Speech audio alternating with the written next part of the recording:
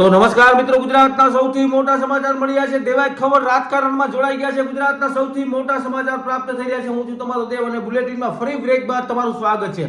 મિત્રો, દેવાય ખબરને તો ડાયરામાં બધા લોકો તમે ઓળખો જ છો. દેવાય ખબરના આપણે ડાયરા જોયા છે, પણ હવે દેવાય ખબર તમને રાજકારણમાં જોવા મળશે. નરેન્દ્ર મોદી સાહેબ સાથે જોવા મળશે, વિજય રૂપાલા સાથે જોવા મળશે, કેબિનેટ મંત્રીઓ સાથે જોવા મળશે. આજથી સુધી તમે એના ડાયરામાં જોયો. હું તમને એનો આખો વિડીયો બતાવું છું. હમણાં વિડીયો ખૂબ વાયરલ થઈ રહ્યો છે સોશિયલ મીડિયાની અંદર, અને આખા ગુજરાતની અંદર એક જ ચર્ચા ચાલે છે. એક તો દેવાય ખબરનો વિરોધ પણ આખા ગુજરાતમાં બહુ જોવા મળે છે. બીજી વાત એ કે શું રાજકારણમાં દેવાય ખબર ટકી રહેશે? શું રાજકારણમાં દેવાય ખબરનું માન વધશે? શું રાજકારણમાં દેવાય ખબર શું થશે આવનારા સમયમાં જોવાનું છે. હું તો દેવાયભાઈ ખબરને ખૂબ જ સપોર્ટ કરું છું પહેલેથી. મને એના ડાયરા બહુ ગમે છે, અને દેવાજભાઈ ખબર હવે રાજકારણમાં જોડાવાના જ છે, તૈયારીમાં જ છે.